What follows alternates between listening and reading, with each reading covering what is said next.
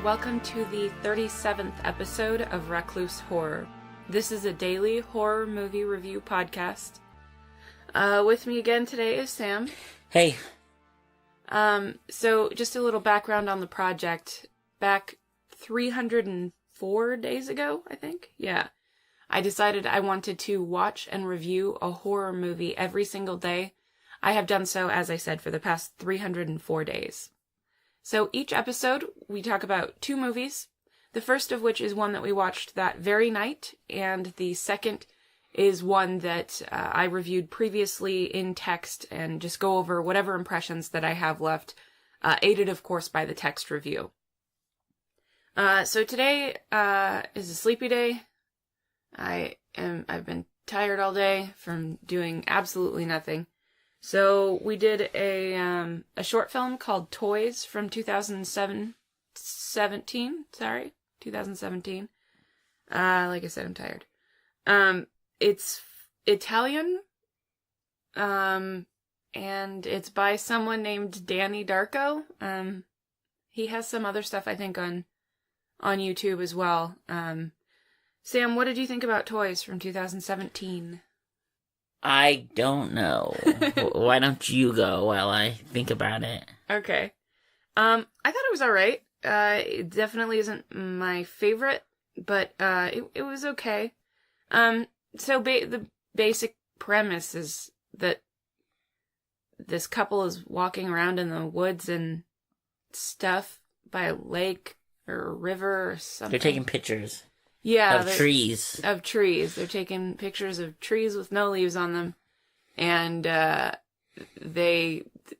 this woman stumbles upon a toy.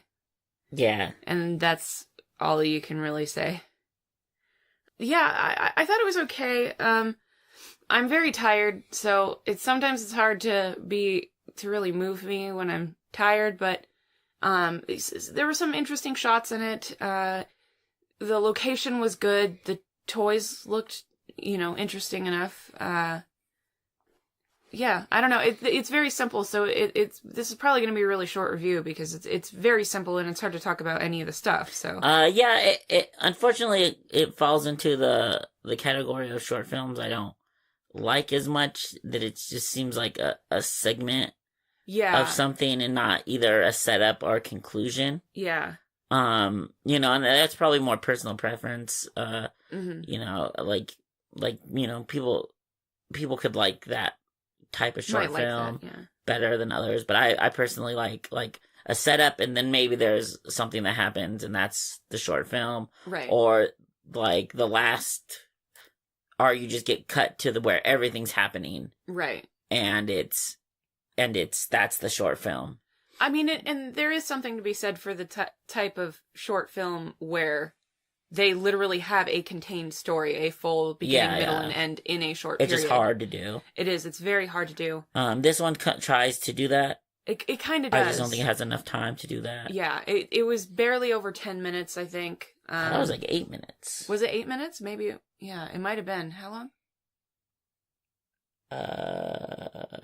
8:37. 8:37. Okay, so yeah, not even 10 minutes. If I'm on the right Toys, there's a million movies. That's the right one. Named Toys. Yeah, that's it. Yeah, this is the one from 2000. I thought we were watching the one with Robin Williams. I was like, oh, here's an hour and a half, or however long that movie is. I thought we were watching Demonic Toys. I wondered why it was 8 minutes. I thought it was Toy Story.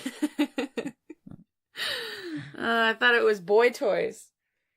It's a different movie. Starring me. Samuel is single for all those ladies out there interested in somebody who watches a ton of horror movies. And regrets it. Almost against his will, actually.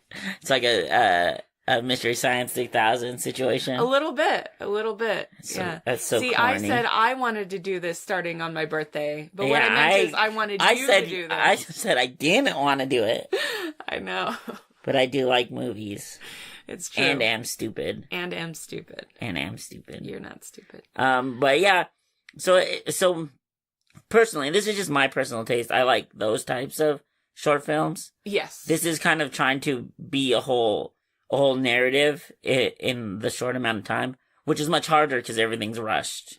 So you might not understand stuff that's happening, and I think this falls sort of in that vein for me. And, possibly for other people. See, to me, it just felt more like a little bit of a teaser. Like, I think it's somewhere in between trying to tell a complete story, and the teaser idea of, like, if people like this, like, we could try to make it into a longer form. Yeah, right. But it's not, see, because the teaser, making a short film that is just a teaser often annoys me because it feels like pandering. They're just trying to, get somebody to buy up the property from them so that they can fund a whole movie. Not that there's anything wrong with that. That sounds like a really good idea, though. No, and it is. It is a very good idea. But I don't want to watch it. But if it's good, I do want to watch it, though. Well, that's true. But I mean, if you don't have a complete story in there, and you just are the teaser, you're just the beginning of the movie. The beginning of the movie, and then like a tease to what could come later, then it annoys the pants off of me. Like, I understand why it's a good... to you? No, that's what I was going to say.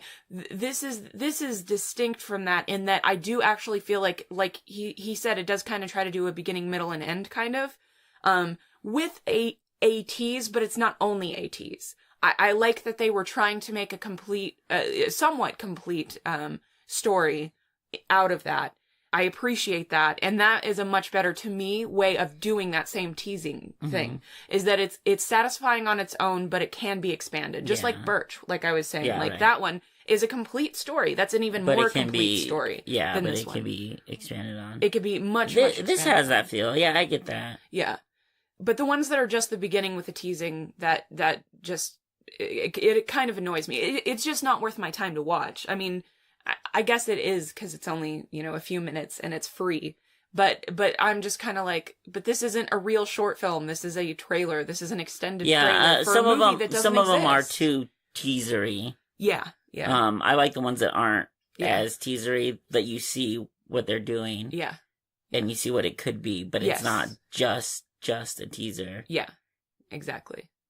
So yeah, and I think this did a pretty good balance of that, of trying to do that. I don't think it worked in every possible way, but I think it did a pretty good job of some of that. Like I said, some of the shots were good. What did you think about the acting? The acting was fine. It was in Italian, I think. And they seemed good. There wasn't a ton of dialogue. There's almost no dialogue. Yeah, it's not dialogue. So it didn't really matter too much. But yeah, they seemed like they were acting. My thing is, I don't speak a word of Italian, but it did seem like if I did, I might think that the line delivery wasn't very good. I just got this sense that maybe the line delivery is not the greatest.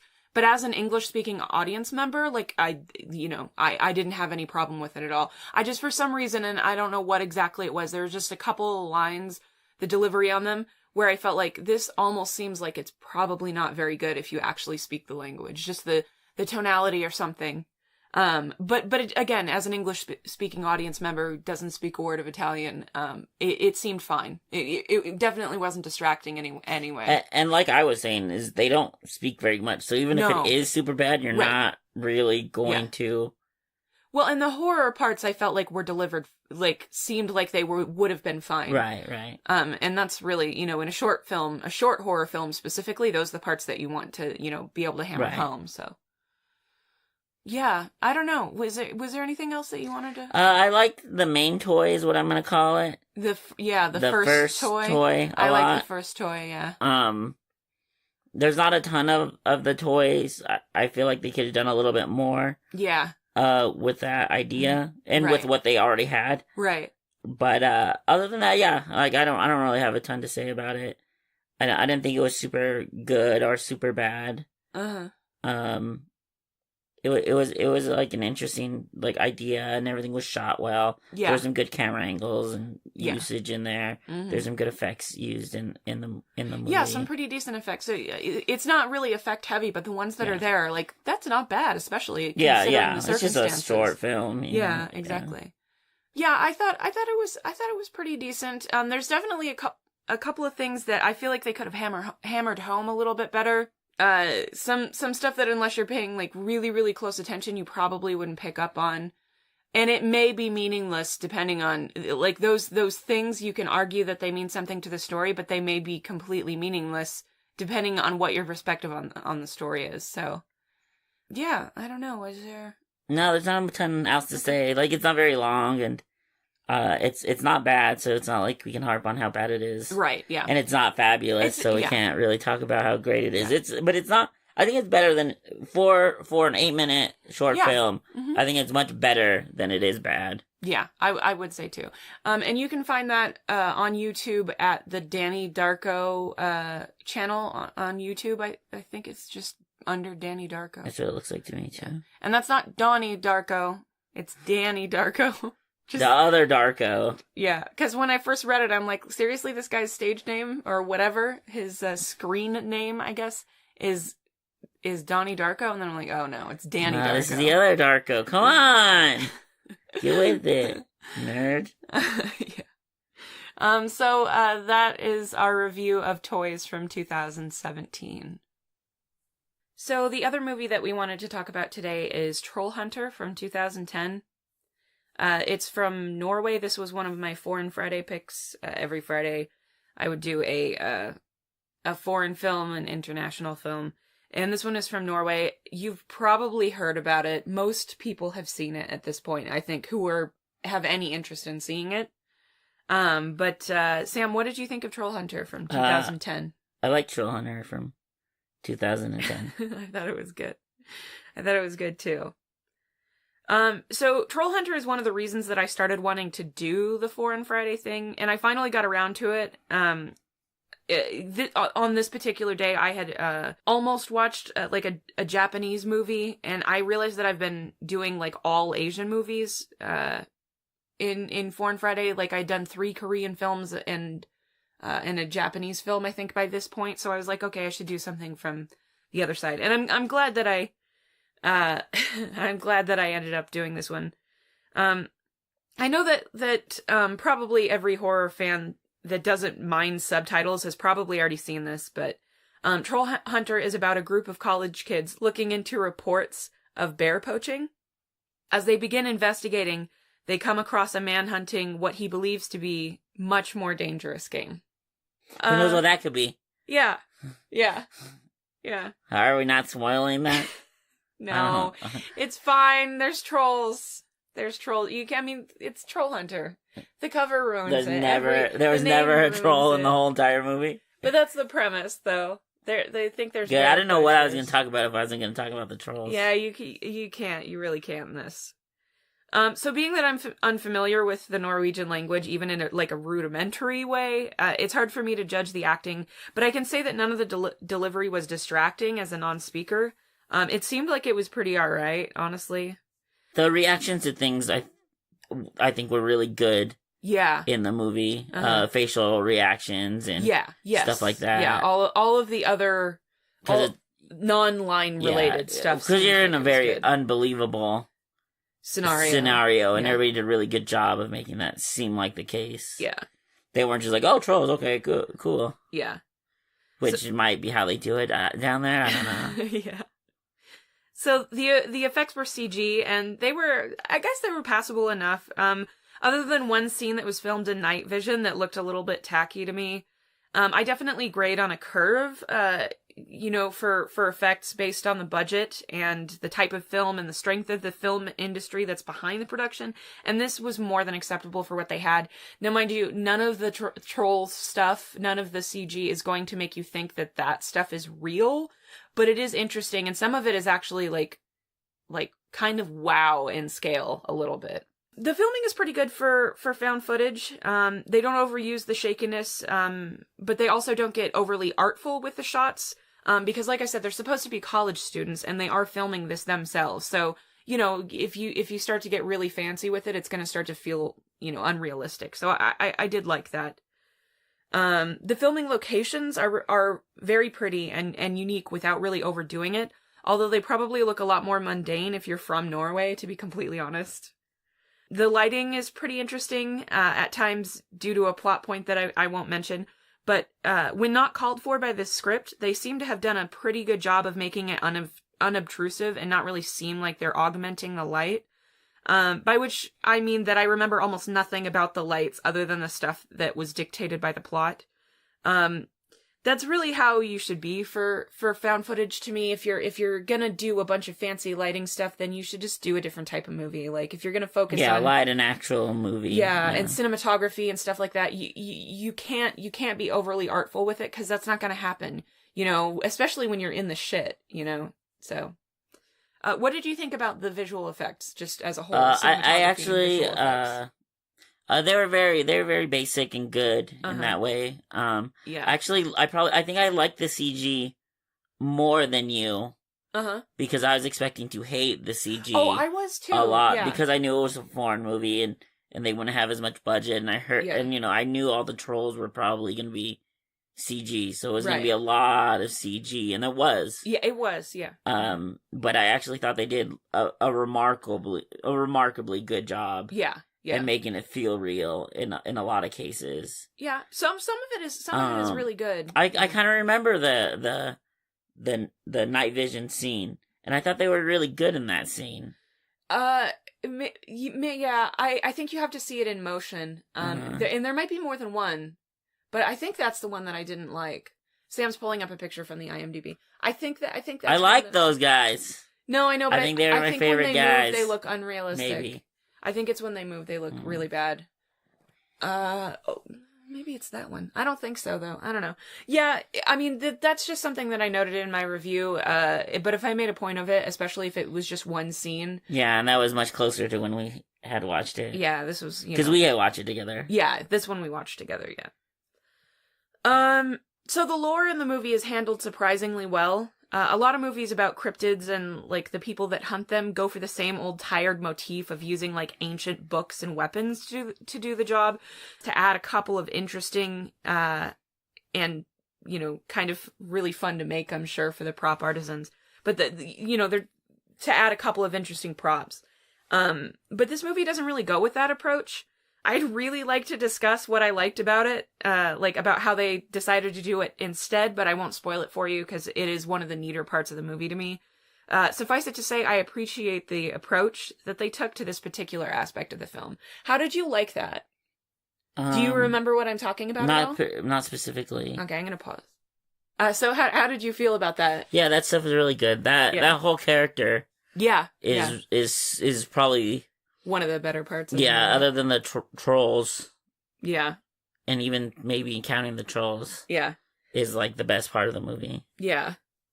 I really liked that, I don't want to ruin it. I really liked the stuff with the trolls as well. In a very unspecific way, I guess. Another thing that surprised me, was how they played the line between humor and horror in this movie.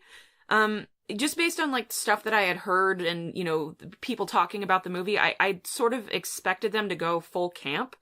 Playing up the ridiculousness of the premise to make sure that they didn't turn off audiences who couldn't maintain the suspension of disbelief required to take the movie at face value, but they really didn't do that.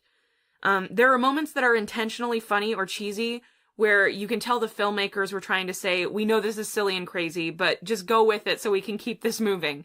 And you do just kind of accept it, or at least I did. Do you remember any of that stuff at all? Yeah, just like glossing over certain aspects. Yeah, but usually acknowledging that they're glossing over. Yeah. And also just certain actions that are that the audience would be like, that's silly. Yeah. And the guy just treats it like, the guy treats it like, yeah, this one isn't a fun one, or something, whatever it is, I think the movie was, self-aware in a very subtle way that doesn't draw too much attention to itself, and I enjoyed it on a totally different level than I sort of anticipated going in. It brings things that are unbelievable into the present day in a way that shouldn't be nearly this easy to digest, given the context. I would really recommend this to horror fans, horror comedy fans, and probably a fair number of people who are lukewarm on horror, even. Is there anybody particular that you think needs to see this? No. The big problem with this movie, I think, even though, like, a lot of people have seen it, especially for it being a small movie. Yeah.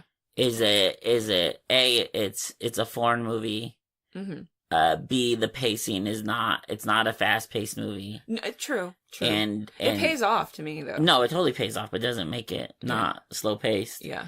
And C, it's not like a horror movie. True. So I feel like a lot of people would have a hard time with it in those respects. Me, I don't care about any of that stuff. Right. You don't have to watch a horror movie. Yeah, I don't give a shit if I'm watching a horror movie or not. And there's definitely some horror. Yeah, definitely some horror, but it's not like a horror movie. Yeah. In the same respect that, the archetypes of horror are. It's not a slasher film. It's not. No, it's more like a monster, almost a monster on the movie. Loose. Yeah, monster on the loose movie. Type of movie, a little bit. Which some people don't really consider horror. Exactly. Yeah. I honestly, you don't. I honestly don't necessarily, I've avoided doing the kaiju movies because although I love them, it is A, really boring to sit through a lot of the human parts, and I usually ignore those, and I won't do that if I'm reviewing a movie. And B, they are, they're not necessarily horror movies. To me, they're more action movies. Yeah. And that's that's one thing that I kind of draw the line on. I probably will eventually get to doing some of the kaiju movies. I love the piss out of them, but again, like I said, I usually just ignore a lot of the human parts and the bad ones, which is most of them that have bad human parts, so. Maybe I'll just do Mothra.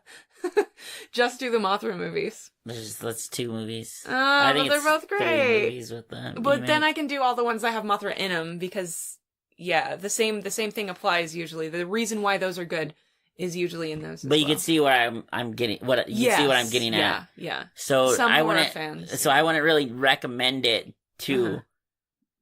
I would recommend it to anybody, but if you're not into those things, then you're not gonna like the movie. And there's nothing I could say or be like, oh, but like the trolls are cool and what is it, Norway, right? Yeah, Norway. Norway.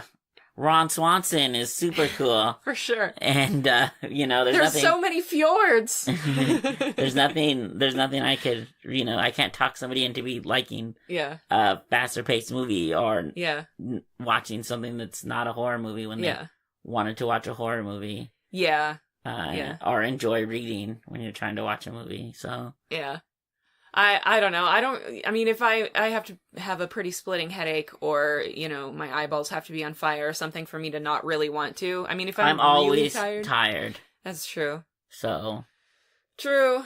But yeah, I do get that. Some people are just, turned off by the subtitles, so. I love most foreign movies just because there's a different perspective on some of the same stuff. Yeah.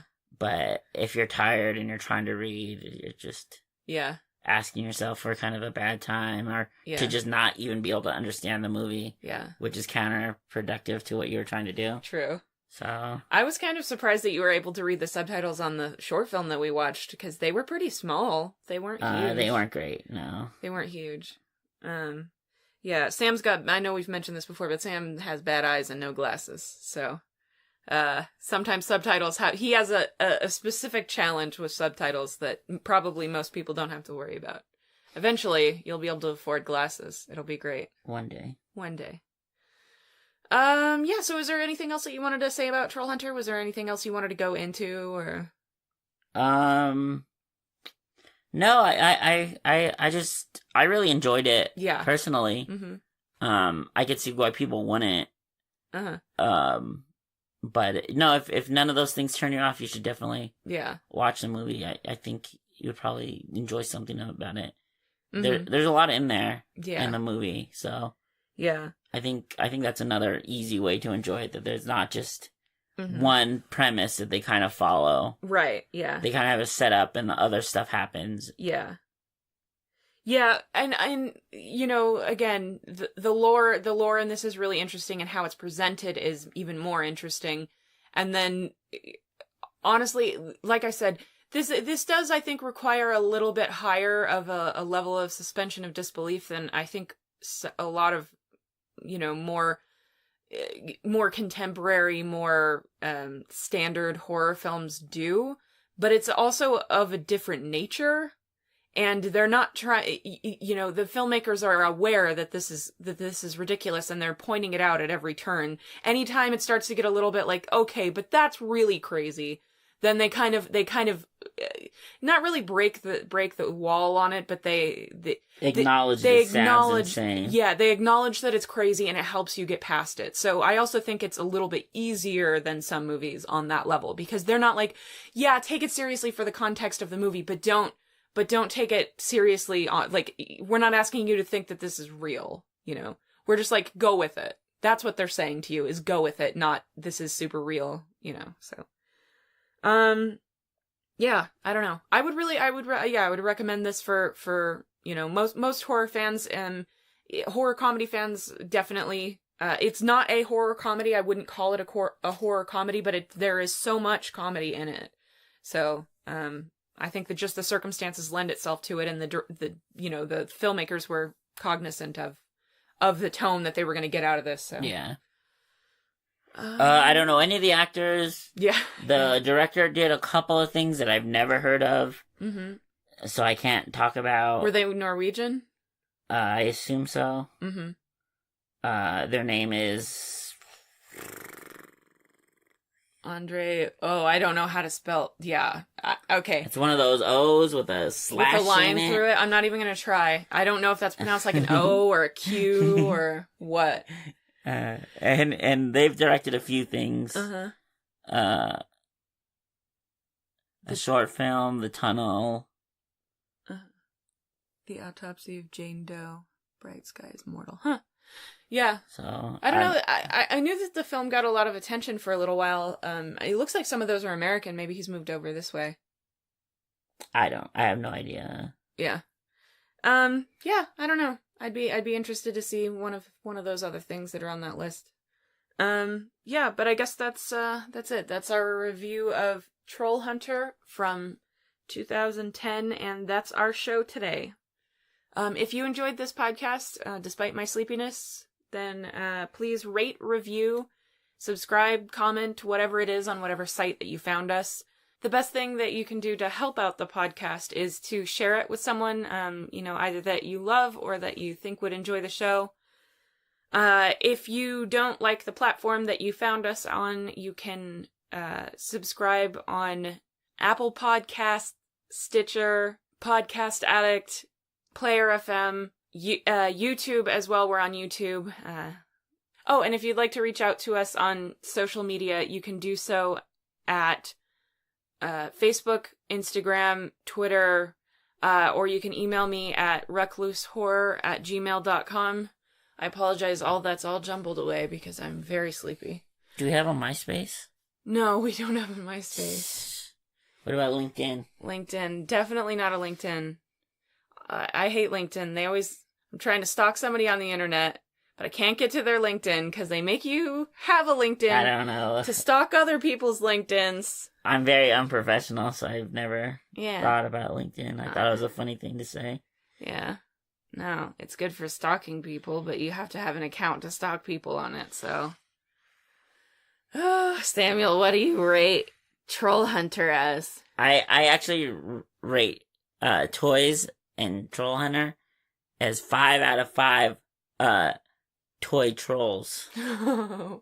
Troll dolls? Those little troll dolls? Yeah. Hell yeah. Troy dolls. Troy dolls. I rate toys at I don't know, 7 garbage pail kids, I guess. And I'm gonna rate Trollhunter about 16.5 goats. Oh. So yeah, is that it? Do you want to say anything else to these fine people before I go to sleep and don't put this podcast up? Thanks for watching the podcast. Yeah, watching and or listening and or watching to the podcast. Yeah, Sam, say goodbye to these guys. Bye. Bye.